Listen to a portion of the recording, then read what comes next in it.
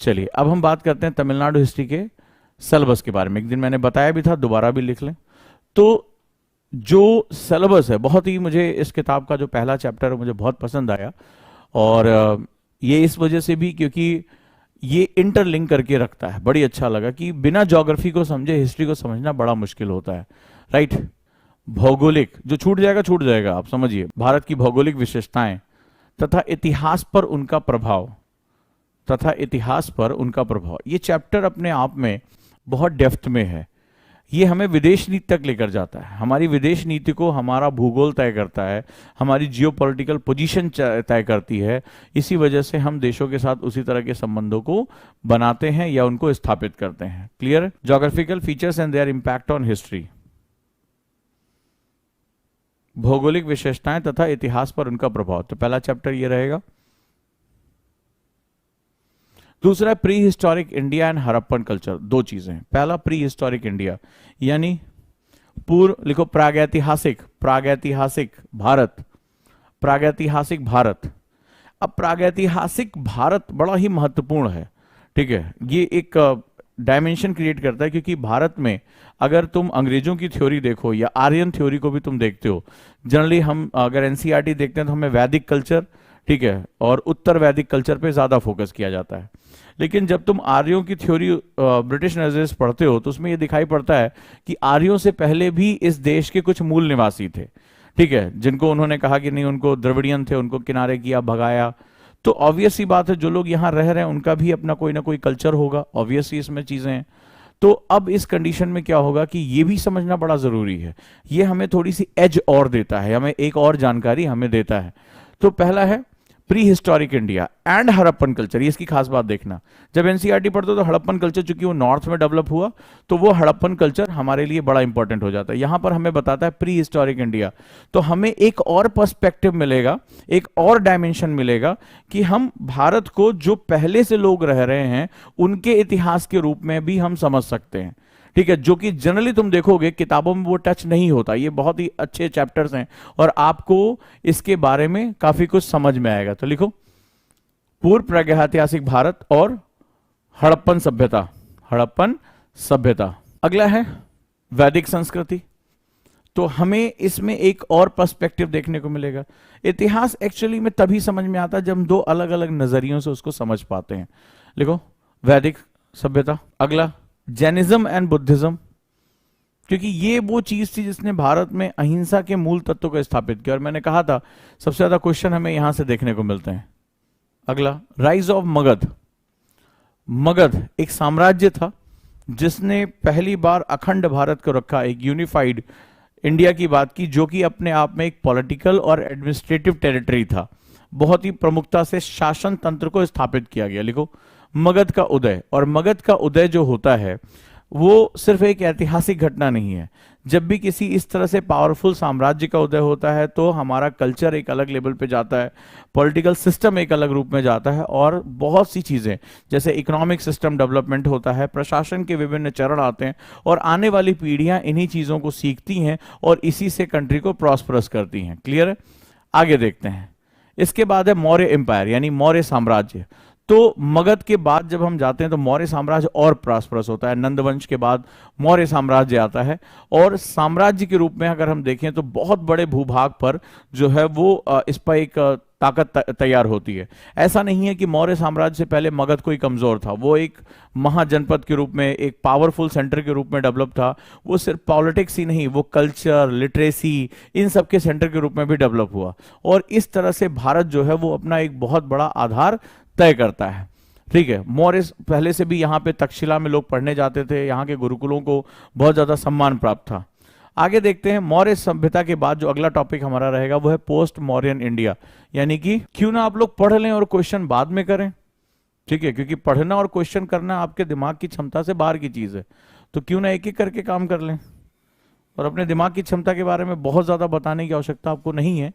तो पहली बात, जब कोई टीचर पढ़ा रहा है, नहीं पढ़ना है तो कुछ और काम करिए, शाम अच्छी हो रही है, घूमिए टहलिए, और क्यों ना यहाँ पर जो डिस्कशन में करने की कोशिश कर रहा हूँ, इतिहास एक अमूर्त सब्जेक्ट हो जाता है कई बार। इतिहास में दो सावधानियां रखिएगा। आप में से कई स्टूडेंट मेरे साथ पढ़ चुके होंगे तो उन्हें पता होगा मेरे पढ़ाने का तरीका क्या है। कुछ लोग पहली बार इतिहास इस तरह से पढ़ रहे होंगे, तो आपको इतिहास एक फैक्ट फाइल के रूप में पढ़ाई गई है, ठीक है। तो फैक्ट फाइल के रूप में पढ़ाई गई है, तो उससे आपको बाहर निकलना है। क्लियर? तो वहां पे क्या होगा, आपको इतिहास सिर्फ तथ्यों को याद रखना के लिए जरूरी नहीं। अभी आपको क्वेश्चन दूंगा, आपकी हालत खराब हो जाएगी। वहां पर इतिहास बेसिकली कई चीजें हमें बताता है, कई हमें समस्याओं के समाधान देता है।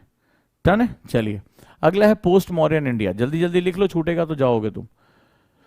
तो लिखो, मौर्य साम्राज्य के बाद का भारत। जब इसके बारे में बात होती है तो सवाल ये होता है कि हमारे संस्कृति का, हमारे अर्थव्यवस्था का, राजनीति का, शासन व्यवस्था का क्या हुआ। जैसे जब मौर्य साम्राज्य को देखते हो तो तुम्हें गणराज्य की पहली बार जो है तुम्हें एक अंदाजा होता है। जैसे हम लोग कहते हैं कि भारत एक डेमोक्रेटिक रिपब्लिक है, भारत एक लोकतांत्रिक गणराज्य है।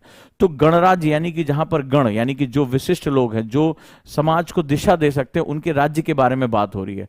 सो जो रिपब्लिक का कॉन्सेप्ट अगर आप ध्यान से देखोगे तो मौर्यन पीरियड में आपको रिपब्लिक की गंध आ जाएगी, रिपब्लिक का बेसिक स्ट्रक्चर तुम्हें दिखाई पड़ जाएगा।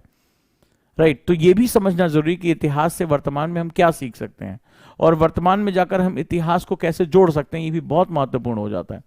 जब हम संगम युग के बारे में बात करते हैं, संगम एज के बारे में बात करते हैं, ये दक्षिण भारत का वो समय था जहां पर उसकी कला, संस्कृति, मंदिर कला, वास्तुकला, इकोनॉमी, कोस्टल जो इकोनॉमिकल सेगमेंट्स हैं, वो सभी कुछ ऊपर आने शुरू होते हैं और एक नई हमें दूरदर्शिता पता चलती है, नई चीजों के बारे में पता चलता है। भारत को अपनी सांस्कृतिक विविधता में जबरदस्त धरोहर हमें देखने को मिलती है। तो इस दौरान हमें इन किताबों से हमें इसके बारे में एक और लेवल की जानकारी मिलती है। ये पार्ट जो होते हैं वो एनसीईआरटी में मिसिंग हो जाते हैं। ठीक है, आगे देखते हैं। इसी के समतुल्य गुप्त, लिखो गुप्त साम्राज्य। अब गुप्त का काल जो है भारत का एक स्वर्णिम काल कहा जाता है। सोने की चिड़िया इन्हीं के समय कही जाती है। ज्ञान, विज्ञान, खगोल शास्त्र, एस्ट्रोनॉमी, मैथमेटिक्स, हम बहुत ही ऊंचाइयों पर पहुंच जाते हैं। तो यहां हम ये सीखेंगे, जैसे हम आज पढ़ते हैं भारत सोने की चिड़िया था, लेकिन सोने की चिड़िया का मतलब ये थोड़ा ना हमने सारी चिड़ियों को पकड़ के गोल्डन कलर में रंग दिया था। यहाँ इसका सीधा सा मतलब है कि इकोनॉमिक सिस्टम हमारा बहुत प्रॉस्परस था, बहुत ही हम समृद्ध थे। लेकिन सवाल ये है कि अगर हम उस समय समृद्ध थे तो आज हम अपने आप को सोने की चिड़िया क्यों नहीं कह पाते हैं? क्या रीजन है? उसका सबसे बड़ा कारण ये है कि आज तो हमारे यहाँ लोगों को खाने के लिए नहीं है, रहने के लिए मकान नहीं है, ठीक है, लोगों को आवास नहीं है। तो क्या होगा? तो आखिर उस समय का इकोनॉमिक सिस्टम बहुत जबरदस्त था।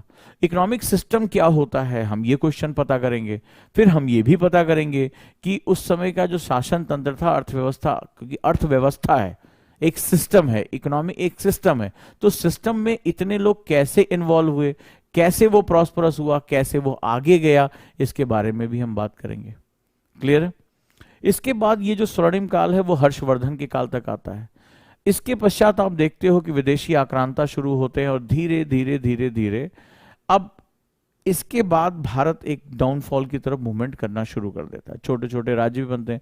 जैसे दक्षिण भारतीय किंगडम की बात करें, पल्लव के बारे में पढ़ेंगे तो विस्तार से हम इनके आर्किटेक्चर, इनकी अन्य चीजों के बारे में जानकारी लिखेंगे। लिखो दक्षिण भारतीय राज्य जिसमें पल्लव,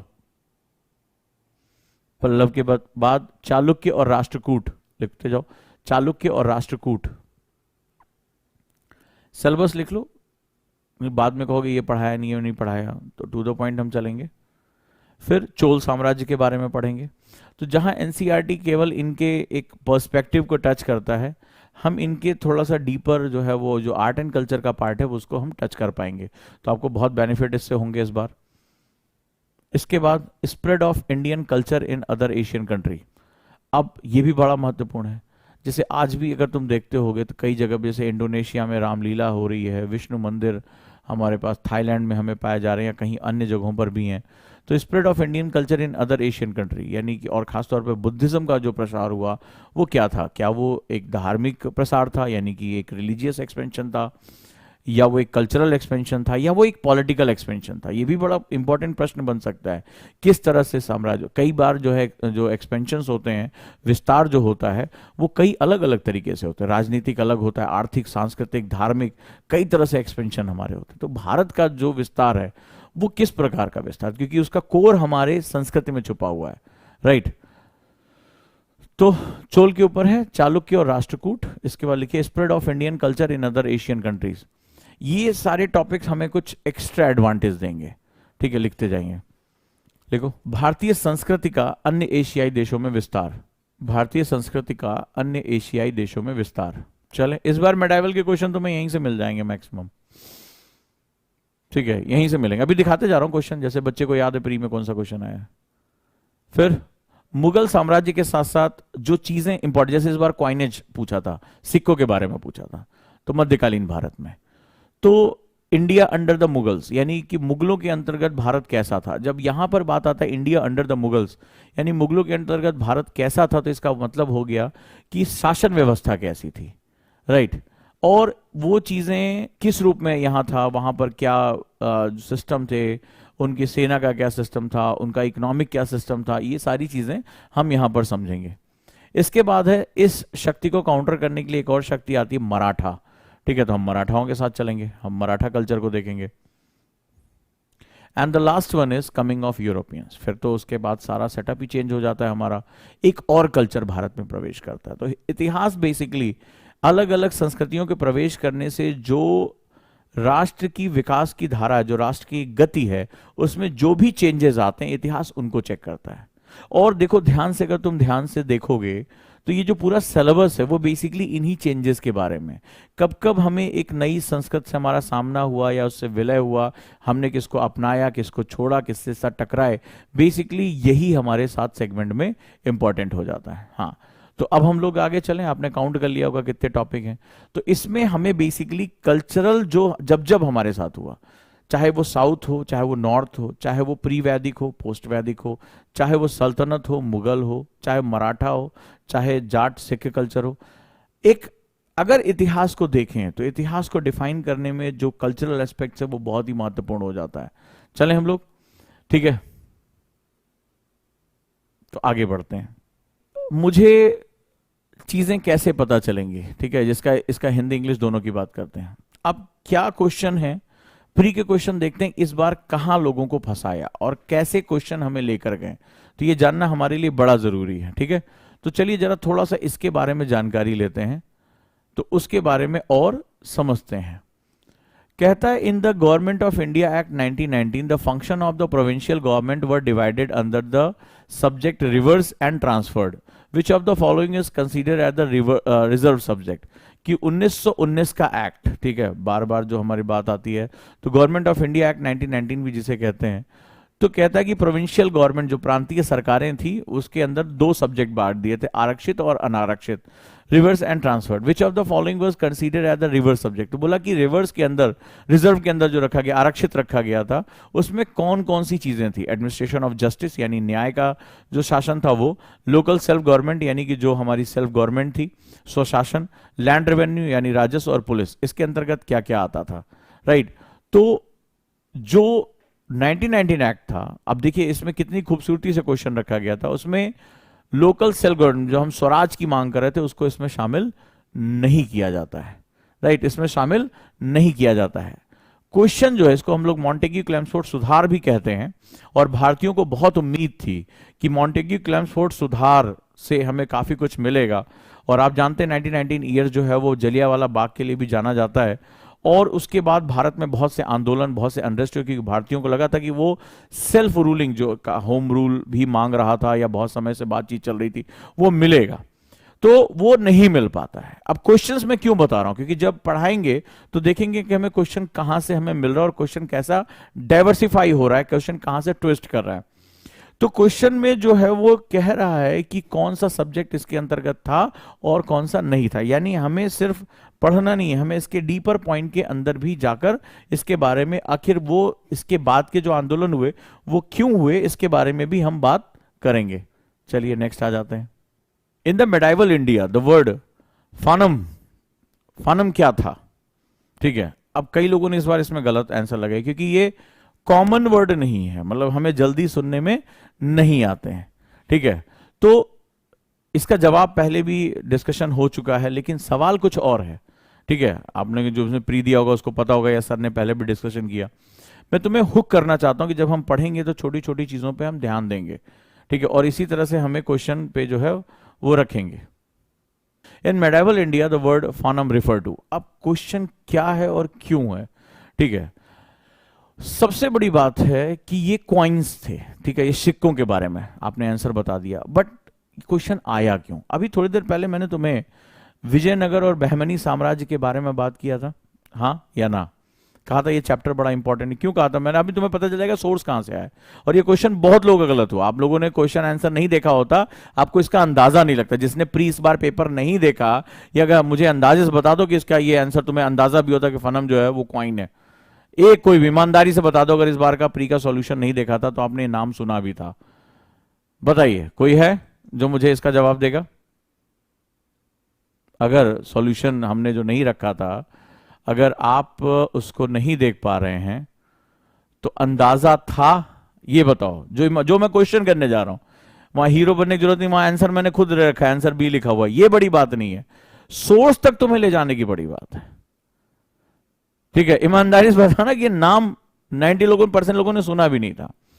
अब जरा ध्यान से देखो, when you go to the Vijayanagar empire, यहां देखो दिया हुआ है विजयनगर इंपायर, ठीक है। और जब वहां जाते हो तो अभी जब मैंने देखा, वहां मैंने तुम्हें चैप्टर डिस्कस किया था कि विजयनगर बहमनी साम्राज्य स्पेशली पढ़ा, और जब मैं वहां ये पढ़ाया जा रहा है तो साउथ में क्या था कि जो एक इकोनॉमिक कल्चर था, जो ट्रेड कल्चर था, वो बहुत ज्यादा प्रॉस्परस था, और उन्होंने एक सिस्टम डेवलप किया था। They develop lot of systems. तो उन्होंने जो सिस्टम लेके चला था वो बहुत इंपॉर्टेंट हो जाता है, ठीक है, बहुत इंपॉर्टेंट हो जाता है। तो आप देखिए कि उस समय जो हमारे उनके जो सिस्टम, क्वाइनेज सिस्टम थे, किस तरह से जो है उस पे हरिहर बुक्का का जो सेगमेंट था रूरल टाइम पे, और किस तरह से गोल्ड को बेस करके, सिल्वर कॉपर को बेस करके ट्रेड किए जाते थे, तो उसको जो है वो वहां पर उनको इसके बारे में बताया गया है, ठीक है। ये सब इंफॉर्मेशन ऐसी है, क्वेश्चन का तो 2 मार्क्स है ना, गलत हुआ तो 0.6 ले जाएगा पीछे वाले में से, लेकिन अगर हम सोर्स नहीं पकड़ पाते हैं तो क्वेश्चन हमसे निकल जाएगा। ये आपको, ठीक है, बताने की मैं कोशिश कर रहा हूं।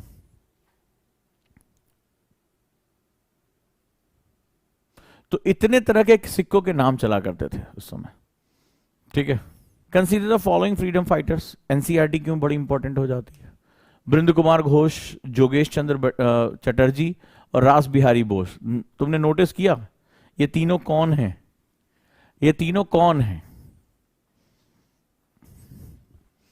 अब जरा क्वेश्चन का अंदाजा लगाओ, छोड़ दो आंसर, मारो गोली। अभी तो कुछ और पूछने की कोशिश कर रहा हूं। हिस्ट्री में करंट का क्वेश्चन आता है, और करंट अफेयर्स क्यों इंपॉर्टेंट है ये तुम्हें अभी बताऊंगा, ठीक है। ये प्री का क्वेश्चन है इस बार के, ठीक है, हाँ या ना जल्दी बताओ।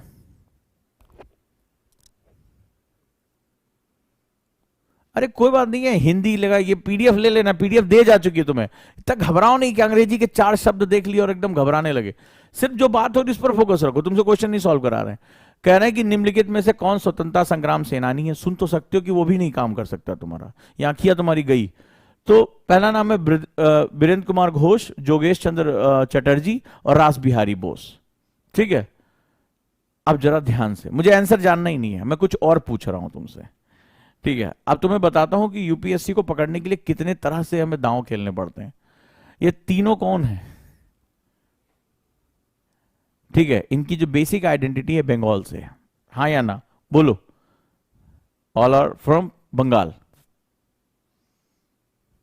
यस, एग्री, मानते हो? अच्छा, फ्लैशबैक में जाओ। नेताजी सुभाष चंद्र बोस को लेकर 1-1.5 साल पहले बड़ी कंट्रोवर्सी शुरू होती है। फिर ये भी आप जानते हैं कि जब इंडिया गेट में जो जहां पर एक किंग की मूर्ति लगाई गई, उसको हटाकर नेताजी की मूर्ति का कार्य बड़ी तेजी से चल रहा, हाँ या ना बताओ। ये खबर आई थी कि नहीं आई थी?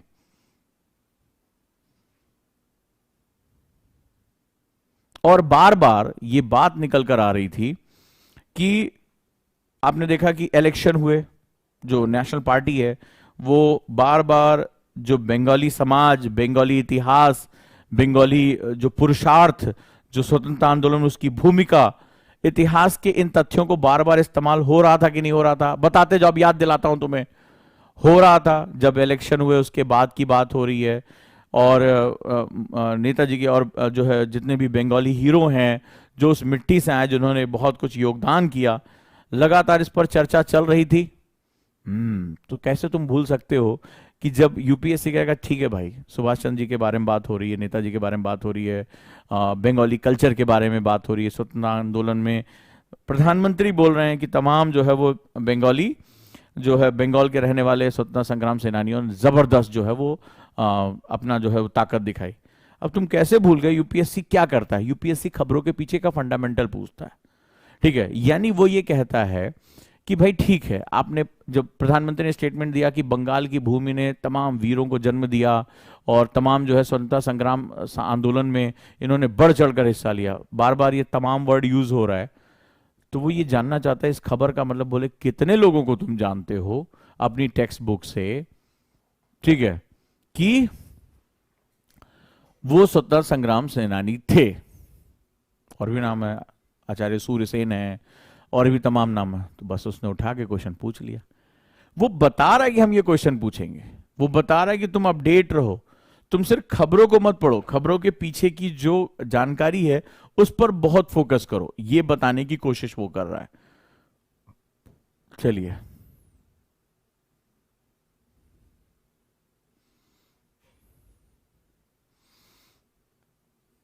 इस क्वेश्चन से थोड़ा सा आगे बढ़ते हैं। एक और क्वेश्चन बड़ा अच्छा सा है। With reference to the Indian history consider the following test. ठीक है, तो कह रहा है कि ऊपर जो चार नाम दिए गए हैं इसमें कौन सा जैन टेक्स्ट है, कौन सा जैन टेक्स्ट है? ठीक है, सोच के देखो। अब अभी मैंने तुम्हें बताया ना कि क्यों तुम्हें तमिलनाडु, तुम्हें समझ में आ जाएगा कि क्यों वो बड़ी इंपॉर्टेंट है। तो वहां मैंने जैन और बुद्ध के दो अलग चैप्टर ही मैंने आपको नाम लिखा है, अभी मैंने आपको दिखाया ना। तो इस पर हमें बात करना, बोला कि निम्नलिखित में से कौन सा जो है वो जैन टेक्स्ट है। ठीक है, तो ये बड़ा इंपॉर्टेंट हो जाता है। और अभी मैंने आपको बताया कि इसलिए बुद्ध और जैन को इस बुक में अलग से स्पेशलाइज किया गया है, उसके बारे में बताया गया। देखिए, बहुत लोगों ने नाम भी नहीं सुना होगा। ठीक है, नाम भी नहीं सुना होगा इन किताबों का। नित्य प्रकरण, परिशिष्ट वर्तन, अवदान शतक, त्रिशष्टि लक्षण महापुराण, इनके नाम नहीं सुने होंगे लोगों ने। और ये क्वेश्चन आया, करना तो पड़ेगा। ठीक है, सेंचुरी ऑफ नोबल डीड्स बोलते हैं इसे। अब आगे बढ़ो, फिर देखो कितने इस बार इससे क्वेश्चन आए। भारतीय इतिहास के संदर्भ में निम्नलिखित युग्मों पर विचार करिए। ऐतिहासिक वेद और किस रूप में जाने गए? आर्यदेव, दिग्नाग, नाथमुनि।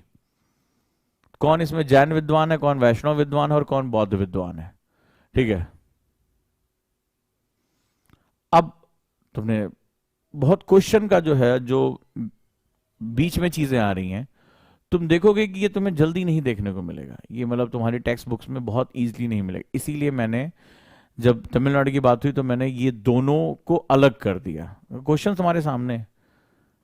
ठीक है, नाम भी जल्दी हमें सुनने, नाथ मुनि का नाम भी तो सुना होगा, लेकिन आर्यदेव और दिग्नाथ कंफ्यूजिंग, उसमें कौन किसके साथ जुड़ा हुआ है। तो इसके लिए तुम्हें अब नागार्जुन के, ठीक है, तो अब जब तुम आओगे इसमें, जब तुम इसको पढ़ोगे तो तुम्हें काफी कुछ जो है वो दिखाई पड़ेगा। ठीक है, तो यहां जो चीज तुम्हारी छूट रही है एनसीईआरटी में वो यहां पूरी हो जाएगी। ठीक है, वहां बहुत इसको डिटेल में दिया है। चलो देखते हैं। भारतीय इतिहास के संदर्भ में लिखित कथनों पर विचार किए। भारत पर पहला मंगोल आक्रमण जलालुद्दीन खिलजी के राज्यकाल में हुआ। अलाउद्दीन खिलजी के राज्यकाल में एक मंगोल आक्रमण दिल्ली तक आ पहुंचा और उस शहर को घेरा डाल दिया। मोहम्मद बिन तुगलक मंगोलों से अपने राज्य के कुछ उत्तरी पश्चिमी भाग अस्थायी रूप से हार गया था। अब ये सब लॉजिक का जो है वो सेगमेंट है, राइट। तो ये हमें समझना पड़ेगा कि कहां तक जा रहा है, कौन सा सही है, कौन से सही है। तो